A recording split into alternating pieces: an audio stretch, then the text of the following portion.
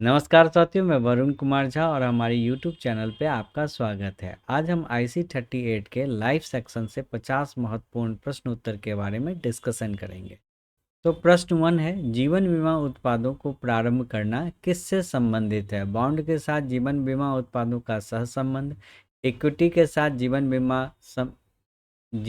उत्पादों का सहसंबंध, सुरक्षा और बचत तत्वों का सहसंबंध, संरक्षण बचत तत्वों का पृथक्करण करना, क्लासिफिकेशन करना। तो संरक्षण मतलब हो गया रिस्क और बचत मतलब हो गया सेविंग। दोनों को अलग करना ही जो है जीवन बीमा उत्पादों को प्रारंभ करने से संबंधित है। तो इसका जो विकल्प होगा वो 4 सही होगा। प्रश्न 2, निम्नलिखित में से किसे गैर पारंपरिक उत्पादों के रूप में जाना जाता है? अनबंडल्ड किए गए उत्पाद, बंडल्ड किए गए उत्पाद, यूलिप और वार्षिकी।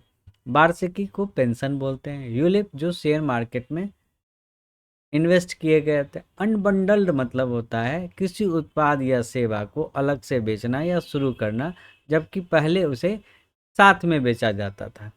तो नॉन ट्रेडिशनल प्रोडक्ट के रूप में जो आएगा वो अनबंडल्ड किए गए उत्पाद आएंगे।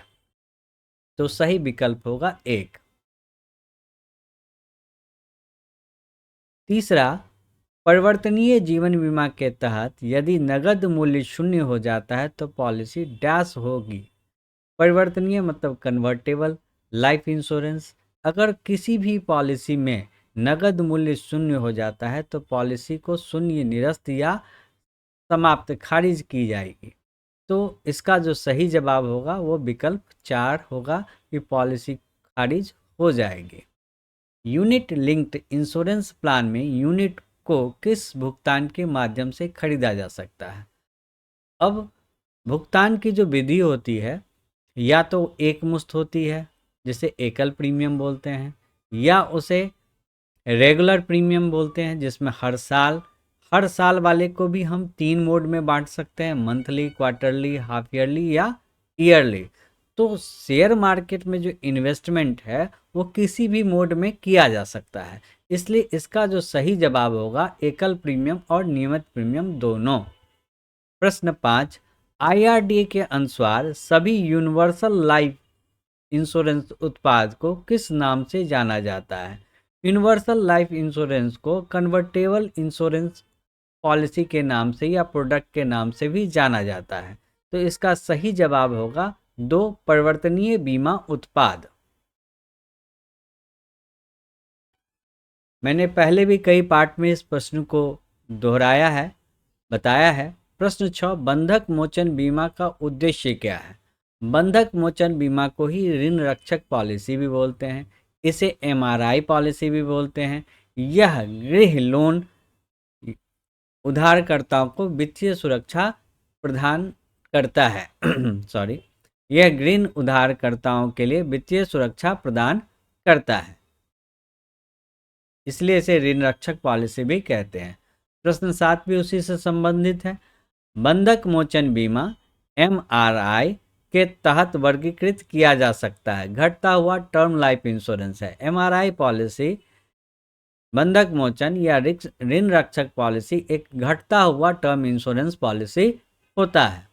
नीचे दिए गए नुकसान में से कौन सा कीमैन बीमा के तहत कवर किया जा सकता है? कीमैन बीमा का भी जिक्र मैंने अन्य पार्ट में किया है। कीमैन बीमा क्या होता है, सबसे पहले उसे समझते हैं। किसी कंपनी में कोई महत्वपूर्ण व्यक्ति के मृत्यु या अक्षमता से उस कंपनी को जो वित्तीय घाटा होगा उससे बचने के लिए कंपनी उस व्यक्ति का बीमा कर देता है, और प्रीमियम भी कंपनी के द्वारा पे किया जाता है। उस व्यक्ति के ना होने पे या अक्षमता असमर्थ होने पर जो नुकसान होगी उसकी भरपाई जीवन बीमा कंपनी करती है। तो अब प्रश्न है, नीचे दिए गए नुकसानों में से कौन सा कीमैन बीमा के तहत कवर किया जा सकता है? एक महत्वपूर्ण व्यक्ति के कार्य करने में असमर्थ होने पर विस्तारित अवधि से संबंधित नुकसान। तो सही जवाब जो होगा वो दूसरा होगा। MWP अधिनियम के तहत एक नीति प्रभावी है यदि पॉलिसी धारक पॉलिसी के तहत लाभ प्राप्त करने और प्रशासित करने के लिए एक विशेष ट्रस्टी नियुक्त नहीं करता है, तो पॉलिसी के तहत सुरक्षित राशि डैश हो जाती है। एमडब्ल्यूपी मैरिज वुमेन्स प्रॉपर्टी अधिनियम के तहत अगर पॉलिसी ली जाती है तो उसमें एक ट्रस्टी का प्रावधान किया जाता है। अगर किसी कारण से ट्रस्टी का प्रावधान नहीं किया गया है तो राज्य के अधिकृत ट्रस्टी को उसके सुरक्षित राशि लेने का अधिकार है। प्रश्न 10, महेश उधार ली गई पूंजी पर एक व्यवसाय चलाता है। महेश नाम का व्यक्ति है जो कहीं से पूंजी की व्यवस्था करके अपना व्यवसाय स्टार्ट किया है। उनके आकस्मिक निधन के बाद सभी लेनदार महेश की संपत्ति को लेने की पूरी कोशिश करेंगे। जिसने उधार लिया भैया मर गया तो पैसा तो वापस लेगा ही।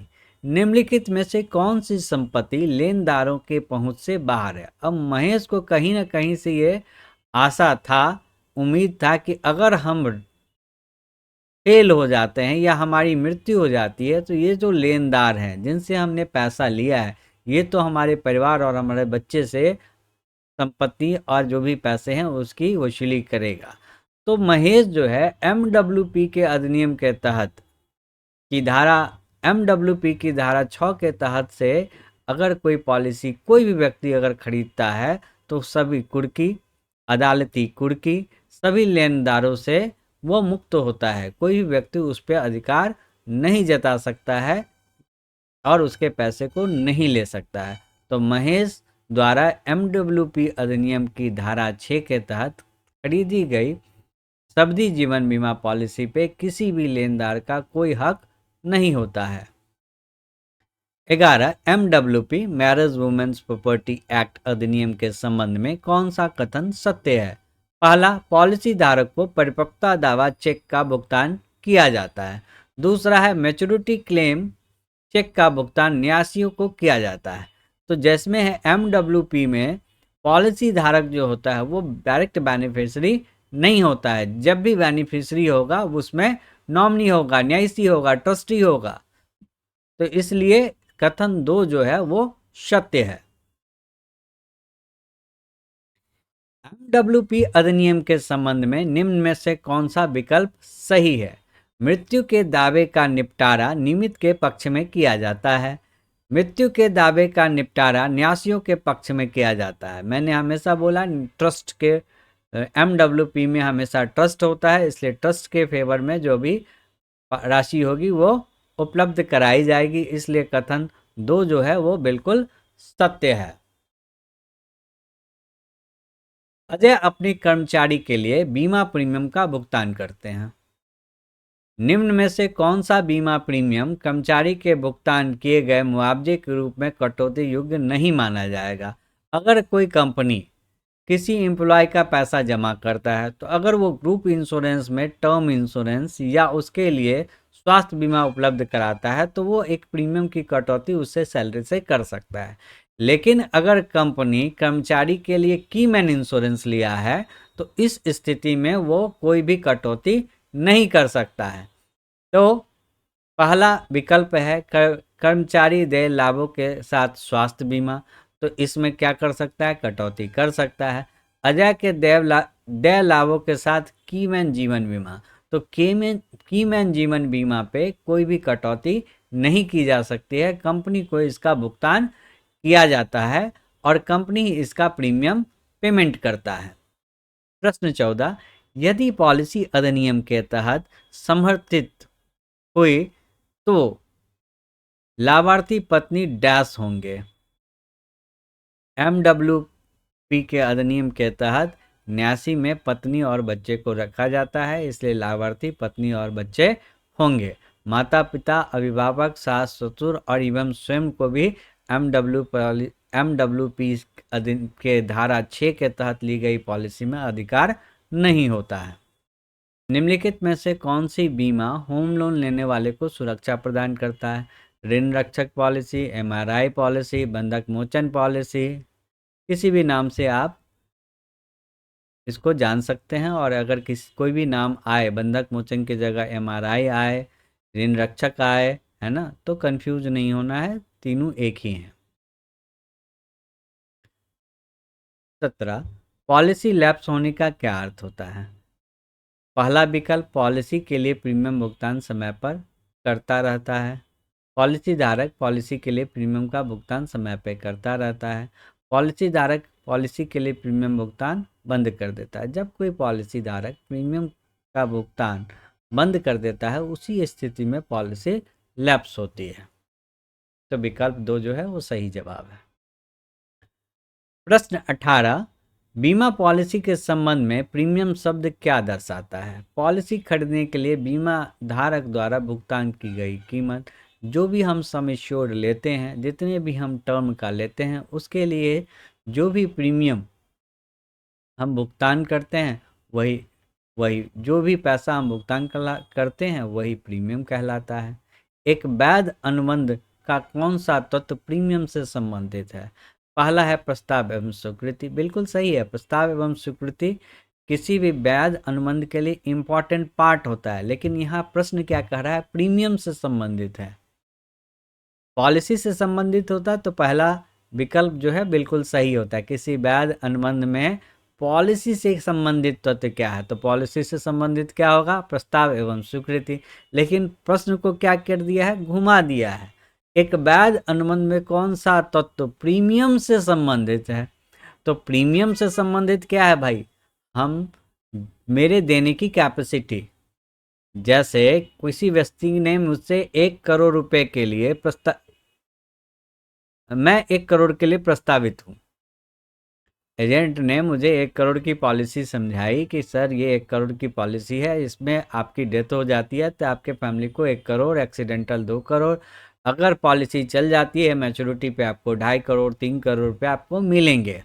बट इसके लिए जो प्रीमियम है आपको 7 लाख रुपये सालाना पे करना होगा, 5 लाख रुपये सालाना पे करना होगा। अब प्रीमियम एक ऐसा पार्ट है जो अभी मैं देने की स्थिति में हूँ और 5 लाख रुपये देकर 1 करोड़ की पॉलिसी को अवेल कर सकता हूँ। लेकिन 5 साल के बाद अगर मेरी स्थिति ऐसी नहीं है कि मैं 5 लाख या 7 लाख रुपये सालाना पे कर सकूँ, उस स्थिति में पॉलिसी क्या हो जाएगी? लैप्स हो जाएगी, रिस्क कवर भी ख़त्म हो जाएंगे और मैच्योरिटी बेनिफिट भी मुझे नहीं दिया जाएगा।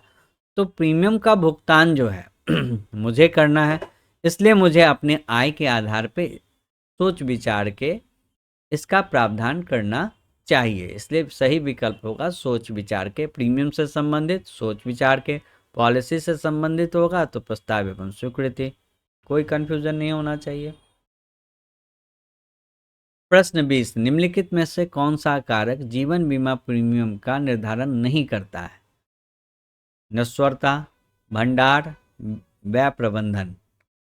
तो छूट जो है वो बीमा प्रीमियम का निर्धारण नहीं करता है, इसलिए सही जवाब जो होगा वो डिस्काउंट होगा। 21 पॉलिसी निकासी क्या होता है?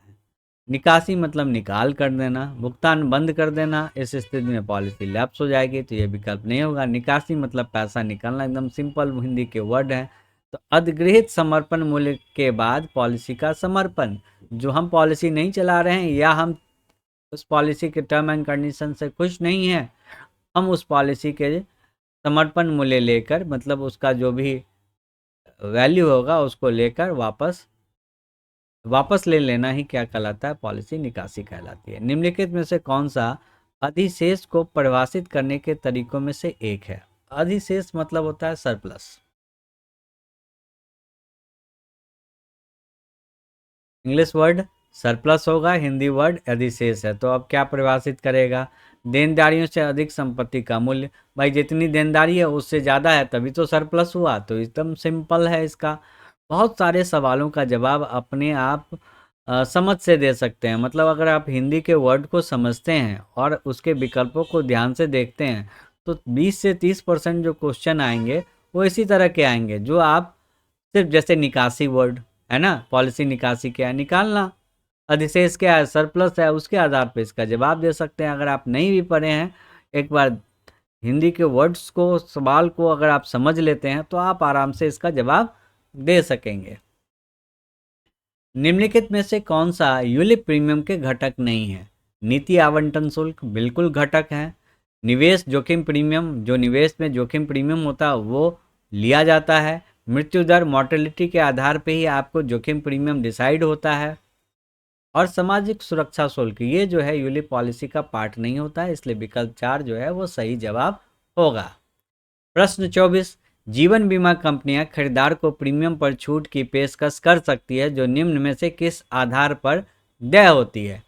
खरीदार द्वारा चुनी गई बीमा राशि के आधार पर जितनी की राशि होगी, अगर कोई 5 लाख की पॉलिसी है और 20 साल का है तो उसे 2,000 रुपये महीना, साल का 24,000 देना पड़ेगा। वही अगर उसने 10 लाख रुपये की पॉलिसी ले ली और सेम टर्म लिया तो उसका अमाउंट क्या होगा, बढ़ेगा। जैसे जैसे सम एश्योर्ड बढ़ेंगे, जैसे जैसे बीमा धन बढ़ेगा, वैसे वैसे उसका प्रीमियम भी बढ़ेगा। और higher sum assured insurance company क्या करती है, हायर सम एश्योर्ड पे रिबेट देती है। 5 लाख की सम एश्योर्ड अगर आप लेते हैं तो आपको higher sum assured 50 lakh, 3 crore, 2 crore, एक, अब ज़्यादातर पॉलिसी के सर्कुलर में जाएंगे तो सम एश्योर्ड पे आपको, हायर सम एश्योर्ड पे आपको प्रीमियम में छूट दी जाती है। तो पहला जवाब होगा खरीदार द्वारा चुनी गई बीमा राशि के आधार पर। जैसा कि जनरली आमतौर पर एलआईसी में 5 लाख की पॉलिसी पे हायर सम एश्योर्ड रिबेट होता है, और जैसे जैसे बढ़ते जाते हैं ये रिबेट बढ़ता चला जाता है, और पॉलिसी टू पॉलिसी वेरीज भी करता है। प्रश्न 25, ब्याज दरें प्रीमियम का निर्धारण करते समय उपयोग किए जाने वाले महत्वपूर्ण घटकों में से एक है। ब्याज दरों के संबंध में निम्नलिखित में से कौन सा कथन सत्य है? मानी गई कम ब्याज दरें कम प्रीमियम दर, उच्च ब्याज दर उच्च प्रीमियम दर, मान ली गई कि ब्याज दर जितनी अधिक होगी प्रीमियम दर उतनी कम होगी। बिल्कुल सही जवाब है, ब्याज जितना कम होगा प्रीमियम दर उतना ही कम होगा।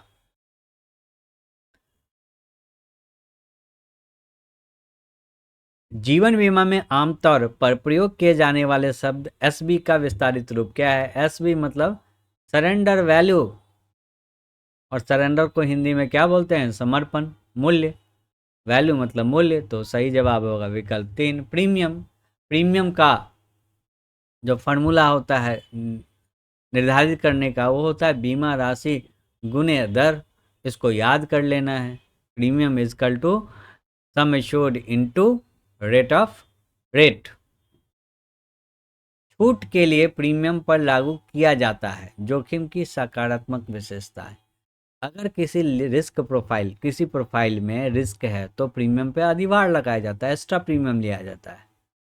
नॉन स्टैंडर्ड लाइफ पे प्रीमियम का अधिभार बोलते हैं। किसी सवाल में आएंगे तो अगर स्टैंडर्ड लाइफ नहीं है तो प्रीमियम क्या हो जाएगा, बढ़ जाएगा। लेकिन अगर सारे पहलू सकारात्मक है तो उस स्थिति में रिबेट दिया जाता है, छूट दिया जाता है, जोखिम की सकारात्मक पहलू पे रिबेट मिलता है। अब प्रश्न 29, प्रीमियम भार पर लागू होते हैं। अभी बताया कि सकारात्मक में छूट मिलता है और नकारात्मक लाइफ जोखिम विशेषता पर आपको प्रीमियम अधिभार लगेगा, मतलब एक्स्ट्रा प्रीमियम लगेगा। प्रश्न 30, डैश पॉलिसी धारक द्वारा अनुबंध की स्वैच्छिक समाप्ति को कहते हैं? समर्पण। आपने पॉलिसी के को समर्पित कर दिया, अपना सरेंडर मूल्य प्राप्त कर लिया तो आप अनुबंध से अलग हो गए, स्वेच्छा से अपनी पॉलिसी को समाप्त कर दिया। भारतीय जीवन बीमा का केंद्रीय कार्यालय कहाँ स्थित है? भारतीय जीवन बीमा निगम का केंद्रीय कार्यालय मुंबई में है। हालांकि अस्पताल में भर्ती होने से पहले के लिए खर्च के लिए कवर की अवधि अलग अलग बीमा कंपनी के मामले में अलग अलग होगी, पॉलिसी में निर्धारित होती है। सबसे आम कवर पॉलिसी में भर्ती होने के लिए डैश होता है, 30 दिनों का होता है। जनरली जितने भी इंश्योरेंस पॉलिसी हैं उनकी जो लाइफ संबंधित या हेल्थ पॉलिसी जो है वो डिफरेंट यूएसपी के साथ आते हैं, लेकिन जो अस्पताल में भर्ती होने के लिए जो कंडीशन है वो जनरली 30 डेज का है। आईआरडीए के दिशा निर्देश के अनुसार व्यक्तिगत स्वास्थ्य पॉलिसी के नवीकरण के लिए अनुग्रह अवधि अनुमानित अनुमति दी गई है। अनुग्रह अवधि को क्या बोलते हैं? ग्रेस पीरियड बोलते हैं। अनुग्रह अवधि को क्या बोलते हैं? Grace period. आमतौर पर जो अन्य पॉलिसी होती है उसमें जो अनुग्रह अवधि होती है वो 30 दिन या 1 महीने का होता है। हाफ ईयरली, क्वार्टरली और मंथली में एक ही क्वेश्चन से कई क्वेश्चन आपके सॉल्व हो जाएंगे। इसको ध्यान से सुनिएगा कि half yearly, yearly and quarterly policy में जो जीवन बीमा की पॉलिसी होती है, लाइफ की पॉलिसी होती है, उसमें जो अनुग्रह अवधि होती है मतलब ग्रेस पीरियड होता है वो कितने दिनों का होता है? 30 दिनों का। मंथली मोड में जो होता है वो 15 दिनों का होता है। दूसरी ओर आईआरडी के दिशा निर्देश के अनुसार स्वास्थ्य बीमा पॉलिसी में और अवधि बीमा पॉलिसी, अवधि बीमा मतलब टर्म इंश्योरेंस पॉलिसी में जो अनुग्रह अवधि होती है, जो ग्रेस पीरियड होता है वो मात्र 15 दिनों का होता है। 15 दिनों के बाद आपकी पॉलिसी लैप्स हो जाएंगे, आपके सारे बेनिफिट समाप्त हो जाएंगे। प्रश्न 34, एक अस्पताल में भर्ती होने के खर्च की पॉलिसी के संबंध में नीचे दिए गए कौन सा कथन सही है? केवल अस्पताल में भर्ती होने के का खर्च कवर किया जाएगा। अस्पताल में भर्ती होने के साथ अस्पताल में भर्ती होने के पहले और बाद के खर्चों को कवर किया जाता है। पॉलिसी बेनिफिट के हिसाब से स्वास्थ्य बीमा में जनरली अस्पताल भर्ती होने से पहले, अस्पताल में भर्ती होने के बाद और अस्पताल में इलाज कराने के दौरान जो भी खर्च होती है उसका बीमा कंपनी उसका वहन करती है। स्वास्थ्य बीमा का संबंध रुग्णता से है। प्रश्न 35, नीचे दिए गए कथन में से कौन सा कथन सही है? अब रुग्णता वर्ड आने पे बहुत सारे स्टूडेंट कैंडिडेट कंफ्यूज कर जाते हैं। रुग्णता मतलब क्या होता है? बीमारी होता है भाई। अगर ये रुग्णता का आप विशुद्ध हिंदी वर्ड है, अब उसको आपने बीमारी प्रश्न को समझ लिया तो जवाब आ गए। अब स्वास्थ्य बीमा का संबंध बीमारी से है भाई, बिल्कुल है, तो पहला विकल्प सही है। दूसरा है स्वास्थ्य बीमा का संबंध मृत्यता से है। अब जिए मरे उससे क्या मतलब है? किसी ने स्वास्थ्य बीमा लिया, वो मर गया एक्सीडेंट से, तो कंपनी को कुछ भी पे नहीं करना होगा, या वो ऐसे ही मर गया, नेचुरल डेथ हो गई उसकी, तो उस केस में भी कंपनी जब तक इलाज नहीं होगा कंपनी पे नहीं करेगा। स्वास्थ्य बीमा का संबंध रुग्णता के साथ साथ मर्त्यता से है। रुग्णता से है भाई, सिर्फ बीमारी से है, मरने से कोई लेना देना नहीं होगा। तो सही विकल्प जो होगा विकल्प 1 है। प्रश्न 36, स्वास्थ्य बीमा में उपलब्ध कैशलेस सेवा के संबंध में नीचे दिए गए कौन सा कथन सही है? यह इलेक्ट्रॉनिक भुगतान को बढ़ावा देने के लिए कंपनियों द्वारा शुरू की गई पर्यावरण अनुकूल गो ग्रीन पहल है, ताकि प्रत्यक्ष नगद नोटों का प्रसार को कम किया जा सके और पेड़ को बचाया जा सके। कैशलेस सुविधा से गो ग्रीन पहलू का कोई लेना देना है नहीं, तो ये विकल्प सही नहीं है। हाँ, हालांकि इससे कुछ पेड़ बच सकते हैं, लेकिन इस उद्देश्य से कैशलेस सुविधा नहीं प्रोवाइड किया जाता है। बीमा धारक को निशुल्क सेवा प्रदान की जाती है, कोई नगद भुगतान नहीं किया जाता है, क्योंकि सरकार द्वारा एक विशेष योजना के तहत बीमा कंपनी को भुगतान किया जाता है। सरकार कोई भुगतान नहीं करता भैया, तो ये जो विकल्प है वो भी गलत है। बीमित व्यक्ति द्वारा किए जाने वाले सभी भुगतान केवल इंटरनेट बैंकिंग या कार्ड के माध्यम से होना चाहिए, क्योंकि बीमा कंपनी द्वारा नगद राशि को स्वीकार नहीं किया जाता है। ये भी गलत है। आप पेमेंट किसी मोड में कर सकते हैं, इंटरनेट बैंकिंग, कार्ड, पैसा, जैसे चाहें वैसे पेमेंट आप कर सकते हैं, ये आपका अधिकार है। चौथा, बीमा धारक भुगतान नहीं करता है और बीमा कंपनी अस्पताल के साथ सीधे बिल का निपटारा करती है। बिल्कुल सही है। कैशलेस सुविधा में ना बीमा धारक को कोई पेमेंट करना होता है और कंपनी डायरेक्ट जो है हॉस्पिटल को जो भी पैसा है, जो भी बिल है, उसकी पेमेंट करता है। स्वास्थ्य बीमा में अस्पतालों के संबंध में पीपीएन का फुल फॉर्म क्या है? प्रिफर्ड प्राइवेट नेटवर्क होता है फुल फॉर्म भाई। कोई भी स्वास्थ्य बीमा कंपनी जो है कुछ हॉस्पिटल को सूचीबद्ध करता है, जिस हॉस्पिटल में जाकर आप इलाज कराएंगे तो आपको कैशलेस सुविधा प्रोवाइड कर होता है, यही पीपीएन होता है। इसको याद कर लेंगे, प्रिफर्ड प्राइवेट नेटवर्क। नीचे दिए गए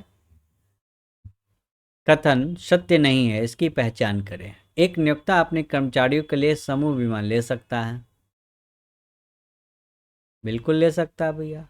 एक ग्राहक अपने एक नियोक्ता अपने कर्मचारियों के लिए एक समूह बीमा पॉलिसी ले सकता है। तो प्रश्न क्या कर रहा है, कौन सा कथन सत्य नहीं है? तो भैया कर्मचारी तो ले ही सकता है, नियोक्ता तो अपनी कर्मचारी के लिए ले ही सकता है। बैंक अपने ग्राहकों के लिए एक समूह बीमा ले सकता है, बिल्कुल ले सकता है। बैंक के माध्यम से जो भी आप डेबिट कार्ड लेते हैं उसमें बैंक के द्वारा आपको एक समूह बीमा की टर्म इंश्योरेंस पॉलिसी प्रोवाइड की जाती है, तो बैंक भी अपने कस्टमर के लिए ले सकता है। दुकानदार अपने ग्राहक के लिए पॉलिसी नहीं ले सकता है। तो इसका सही जवाब जो होगा वो तीसरा विकल्प होगा। बीमा लेखन एक प्रक्रिया है। बीमा लेखन मतलब अंडर राइटिंग। अंडर राइटिंग एक प्रोसेस है जिसके तहत अंडर राइटर जो है वो प्रस्ताव पत्र में दिए गए जानकारी के आधार पर जोखिम का आंकलन करते हैं और उसके आधार पर ये डिसाइड करते हैं कि पॉलिसी दिया जाएगा या नहीं दिया जाएगा, एक्सेप्ट किया जाएगा या नहीं किया जाएगा। तो यह एक प्रोसेस है जोखिम चयन और जोखिम के मूल्यांकन के लिए। बीमा लेखन द्वारा परम सद्भाव के सिद्धांत का पालन किया जाना आवश्यक है। बीमा कंपनी और बीमा धारक दोनों, परम सद्भाव मतलब अटमोस्ट गुड फेथ। एक बीमा धारक को अपनी सारी जानकारी कंपनी को बतानी होती है, अपनी हेल्थ की स्थिति, अपनी एजुकेशन स्थिति, अपनी एजुकेशनल क्वालिफिकेशन के बारे में, अपनी अर्निंग, अपनी family history. At the same time company पे भी ये लागू होता है कि किसी भी अप्रिय घटना घटने पे या मैच्योरिटी होने पे आपने जो वादा किया है उस बीमा धारक को वो उसको पूरा करना है। यही अटमोस्ट है। बीमा योग्य हित डैश को दर्शाता है। बीमा योग्य हित मतलब इंश्योरेबल इंटरेस्ट। बिना इंश्योरेबल इंटरेस्ट का कोई भी बीमा हो ही नहीं सकता। ये वित्तीय मानदंडों में मापा जाता है। तो बीमा योग्य हित परिसंपत्तियों के व्यक्त वित्तीय हित है। बिल्कुल सही है, पहला विकल्प ही सही है। 42 चिकित्सा बीमा लेखन के बारे में कौन सा कथन सही नहीं है? इसमें मेडिकल रिपोर्ट प्राप्त करने या उसका आकलन करने के लिए उच्च लागत शामिल है। अब कौन सा कथन सही नहीं है?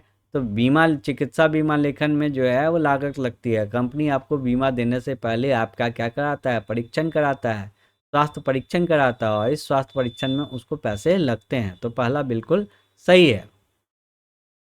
दूसरा है वर्तमान स्वास्थ्य स्थिति, उम्र स्वास्थ्य बीमा के चिकित्सा बीमा लेखन के महत्वपूर्ण कारक का ऑब्वियस है भाई, बिल्कुल सही बात है कि आपकी स्वास्थ्य की स्थिति, आपका उम्र और बीमा लेखन के लिए एक महत्वपूर्ण कारक और घटक होता है। प्रस्ताव को अपने स्वास्थ्य जोखिम का आकलन करने के लिए चिकित्सकीय और पैथोलॉजिकल जांच की प्रक्रिया से गुजरना होता है। स्वास्थ्य बीमा में आपको हायर सम एश्योर्ड के लिए ये सारे प्रोसेस से गुजरना होता है। और चौथा विकल्प है जोखिम के प्रत्येक घटक के बारे में प्रतिष्ठित किया जाता है।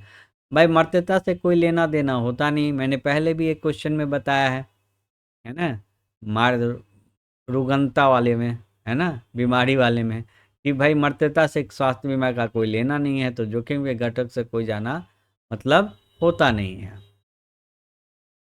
इनमें से कौन सा कारक व्यक्ति की रुग्णता को प्रभावित नहीं करता? रुग्णता मतलब बीमारी को प्रभावित नहीं करता है। तो लिंग, आप स्त्री हैं या पुरुष हैं, इस पे डिपेंड करता है आपकी बीमारी। आदतें, आप अगर ड्रिंक करते हैं, आप स्मोकिंग करते हैं, आप हाइजीनिक खाना नहीं खाते हैं, हेल्दी लाइफ नहीं जीते हैं, तो इससे आप बीमार हो सकते हैं। निवास स्थान, आप पॉल्यूटेड, आप दिल्ली में रहते हैं, अपने गांव में रहते हैं, तो पॉल्यूशन के लेवल से भी आपका क्या होता है, या आप ऐसे ही फैक्ट्री में काम करते हैं जहां हानिकारक रासायन का रिसाव होता है, तो ये सारी चीज़ जो है वो बीमारी या आपके स्वास्थ्य स्थिति को प्रभावित करता है। लेकिन पति पत्नी की नौकरी ये नहीं प्रभावित करता भाई। 45 है क्षतिपूर्ति के सिद्धांत के अनुसार बीमा धारक को डैश के लिए भुगतान किया जाता है, बीमा राशि की सीमा तक वास्तविक नुकसान। बिल्कुल सही है। क्षतिपूर्ति का सिद्धांत किस पे लागू होता है भैया? लाइफ इंश्योरेंस पे नहीं होता है, हेल्थ इंश्योरेंस पे होता है। और हेल्थ इंश्योरेंस का जो मैक्सिमम कवर है, जितने तक का आप लिया है वहाँ तक आपको उसकी वास्तविक नुकसान की भरपाई के लिए पेमेंट किया जा सकता है।